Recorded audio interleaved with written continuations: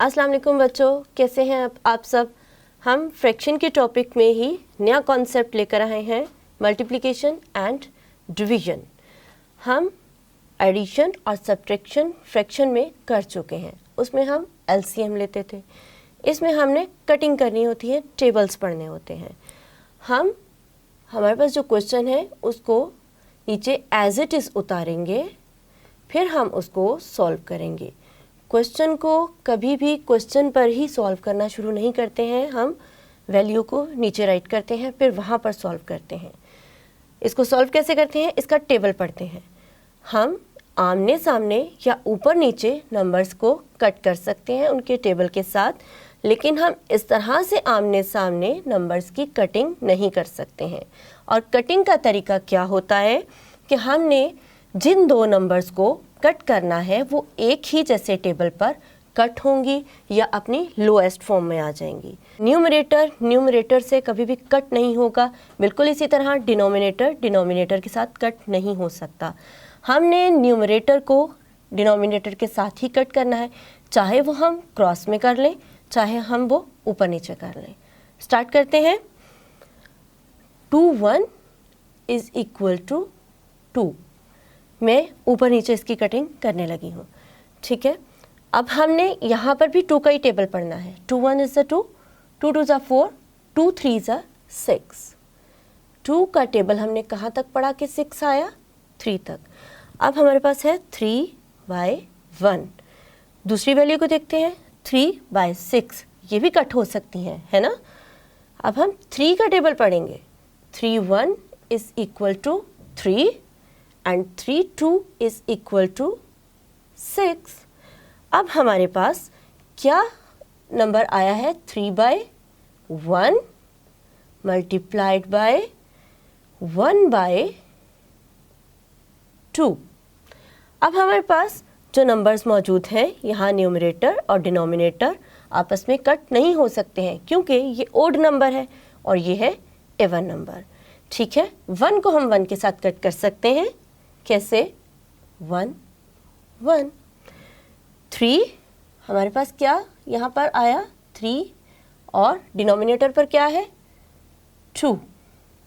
तो जब हमने इस वैल्यू को मल्टीप्लाई किया तो वो कट होकर नंबर कम से कम होते गए और एंड पर हमारे पास आंसर क्या आया, 3/2।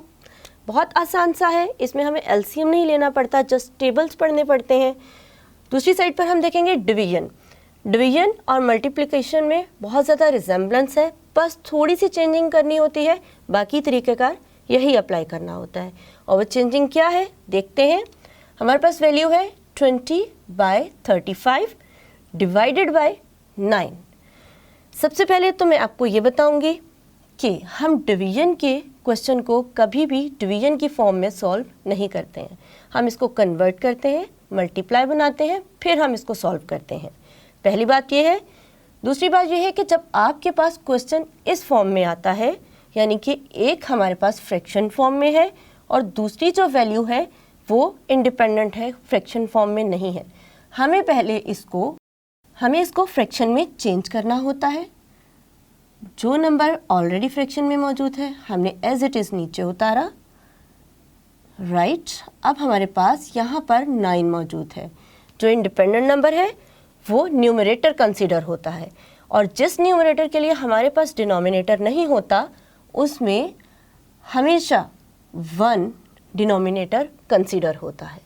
अब हमारे पास दोनों वैल्यूज़ एक जैसी हो गई हैं। अब हमने क्या करना है कि इसको मल्टीप्लिकेशन में चेंज करना है। उसका क्या रूल होता है कि जब हम इस साइन को चेंज करते हैं इसमें, तो इसके बाद आने वाली वैल्यू उलट जाती है। कैसे उलट जाती है, डिनोमिनेटर बन जाता है न्यूमरेटर और न्यूमरेटर बन जाता है डिनोमिनेटर, ठीक है। सिर्फ इतनी सी हमने चेंजिंग करनी है कि इस नंबर को हमने उल्टा देना है। उसके बाद सेम इसी तरीके से हमने कटिंग करनी होती है, क्रॉस में या ऊपर नीचे। न्यूमरेटर को डिनोमिनेटर से हमने कट करना होता है, राइट। अब हम देखेंगे कि यहाँ पर 20 है, यहाँ 35 है, यहाँ पर 1 एंड यहाँ पर 9। तो हम पहले इसको सॉल्व करते हैं। मैंने आपको बताया था डिविजिबिलिटी रूल में कि जिसके एंड पर 0 आए या 5 आए वो नंबर 5 के साथ डिवाइड हो जाता है। हम 5 का टेबल यहाँ पर पढ़ेंगे।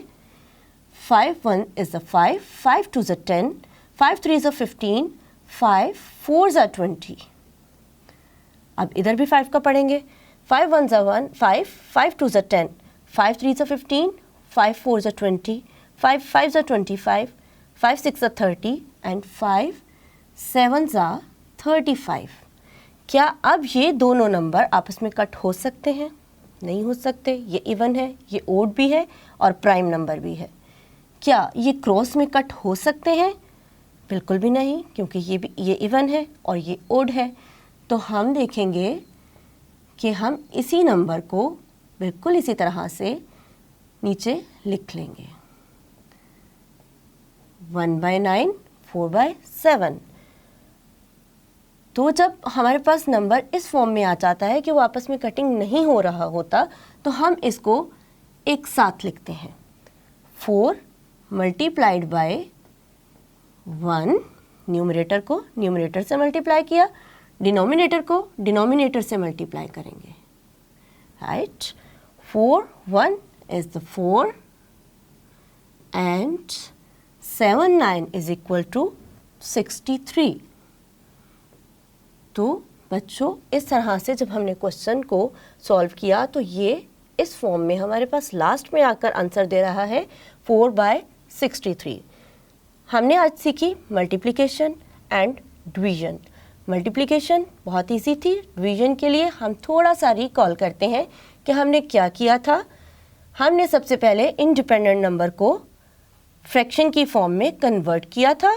अगर आपके पास ऑलरेडी गिवन नंबर में फ्रैक्शन बनी हुई है तो आपको ये करने की ज़रूरत नहीं होती, लेकिन यहाँ पर जैसे हमारे पास क्वेश्चन है, यहाँ पे फ्रैक्शन नहीं बनी हुई है, वहाँ पर आपने बनानी है। उसके बाद आपने इसको मल्टीप्लिकेशन में कन्वर्ट करना है, तो साइन के बाद आने वाला नंबर, आने वाली वैल्यू अपनी तरतीब को चेंज कर लेगा। न्यूमरेटर डिनोमिनेटर की जगह पर आ जाएगा और डिनोमिनेटर न्यूमरेटर की जगह पर आ जाएगा। और उसके बाद सिंपली हमने एक ही टेबल पर क्रॉस में नंबर्स को कट करना है, न्यूमरेटर को डिनोमिनेटर के साथ, या फिर ऊपर नीचे कट करना है, राइट। आप प्रैक्टिस करते रहिए मल्टीप्लिकेशन के क्वेश्चंस की और डिवीजन के क्वेश्चंस की फ्रैक्शन के साथ। हम नए टॉपिक में मिलेंगे। अल्लाह हाफ़िज़।